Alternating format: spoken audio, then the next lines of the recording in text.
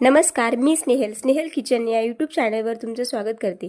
आज आपण येळवणी न वापरता कटाची आमटी कशी बनवायची ते पाहणार आहे। चला तर मग सुरू करूया आजच्या रेसिपीला। पितृपक्ष स्पेशलमध्ये आज आपण कटाची आमटी बनवणार आहे। त्यासाठी मी इथं वाटण करण्यासाठी घेतलं आहे। हे खोबऱ्याचे पातळ काप करून घेतले आहे। त्यानंतर 7 ते 8 लसूण पाकळ्या, अद्रकचा एक छोटा तुकडा आणि कोथिंबीरीच्या काड्या, तसेच मी हे 2 कांदे मध्यम आकाराचे भाजून घेतले आहे आणि 1 चमचा ही हरभऱ्याची डाळ घेतली आहे। कांदा लसूण मसाला आणि आपल्या घरातल्या ठेवणीतला मसाला असतो तो काळा मसाला। सर्वप्रथम इथं तव्यावर थोडं तेल टाकून घेतलं आहे। त्यानंतर हे जे खोबरं घेतलं आहे मी पातळ कापून, ते आपण थोडं लालसर होईपर्यंत भाजून घेणार आहे।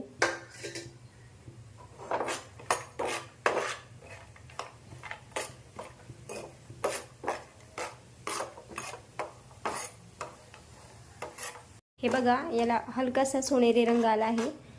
आता हे मी काढून घेते आणि आपल्याला बाकीचे जिन्नस पण भाजून घ्यायचे आहे। नंतर मी ही जे 1 चमचा हरभरा डाळ घेतली आहे ती पण आपल्याला भाजून घ्यायची आहे।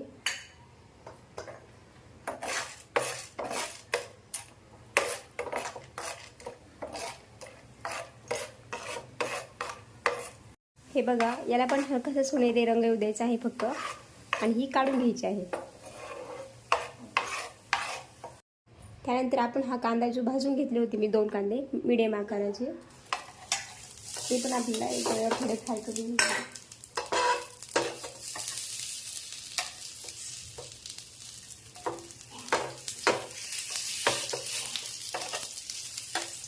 या पद्धतीने आपल्याला हा थोडासा कांदा फक्त भाजून घ्यायचा आहे। आणि आता हे आपल्याला सगळं मिश्रण बारीक करून घ्यायचं आहे। याची एक फाईन पेस्ट बनवायची आहे। सगळ्यात आधी यामध्ये मी हे लसूण, अद्रक आणि कोथिंबीर टाकते। त्यानंतर हे खोबरं, याची आपल्याला एक बारीक पेस्ट बनवायची आहे। आणि त्यानंतर कांदा बारीक करायचा आहे याच्यातच। मध्ये आपण हा जो कांदा भाजून घेतला आहे तो टाकायचा आहे आणि फाईन पेस्ट करायची आहे।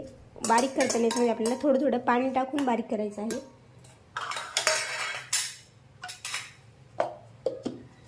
बघा, या प्रकारे आपण याची एक फाईन पेस्ट बनवली आहे। आता आपल्याला जी डाळ आहे ती बारीक करायची आहे, पण ती सेपरेट बारीक करायची आहे। त्यामुळे मी हा मसाला एका प्लेटमध्ये काढून घेते। हे बघा, या डाळीची आपल्याला एक फाईन पेस्ट बनवायची आहे। पूर्ण पावडर करायची आहे एकदम बारीक, आणि सेपरेट करायचे आहे आधी किंवा नंतर, पण सेपरेट। हे बघा, या प्रकारे आपली ही पावडर तयार आहे डाळीची। आणि हे वाटण आता आपण फोडणीची तयारी करू। कढईमध्ये मी 1 मोठा चमचा तेल घेतला आहे। कटाची आमटी आहे त्यामुळे तेल टाकायला कंजूसी करायची नाही। तेल गरम झालं की त्यामध्ये मी जिरे टाकते, आणि जिरे थोडे फुलले की आपण हे जे वाटण करून घेतलं आहे ते मी तेलात टाकते।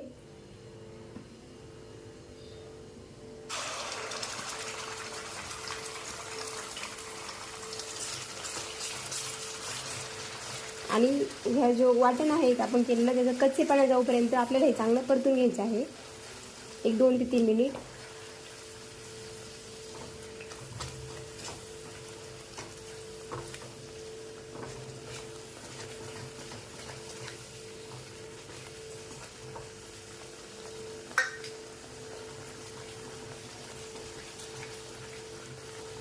कमी गॅसवर हे परतून घ्यायचं आहे आपल्याला, एक 2 ते 3 मिनिटं फक्त याचा कच्चेपणा जाऊपर्यंत। आपण जे लसूण अद्रक टाकलं आहे त्याचं, हे बघा 2 ते 3 मिनिट परतून घेतल्यानंतर आपण आता याच्यामध्ये जो घरातल्या ठेवणीतला आपला काळा मसाला असतो आपण तो टाकणार आहे। तुम्हाला किती तिखट पाहिजे त्यानुसार तुम्ही मसाला टाका।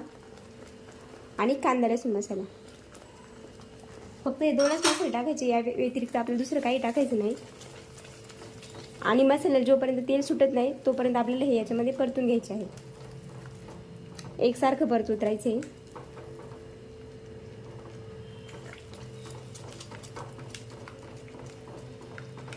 यात मी चवीनुसार मीठ टाकते।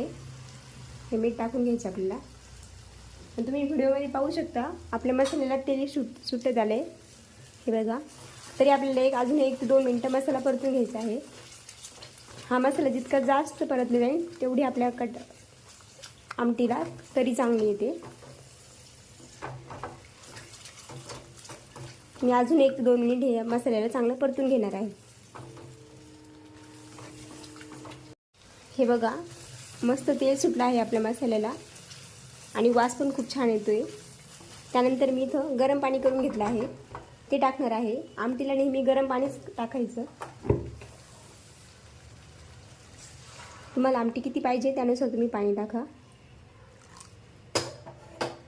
आणि हे मिक्स करून घ्यायचं.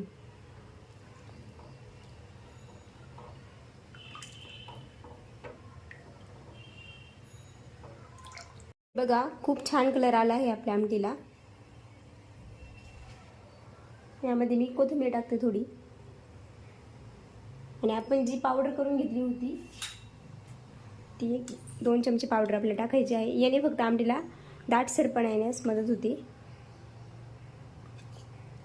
तुमच्याकडे जर ही डाळ अवेलेबल नसेल तर तुम्ही फुटाण्याची पावडर पण टाकू शकता आणि हे मिक्स करून घ्यायचं.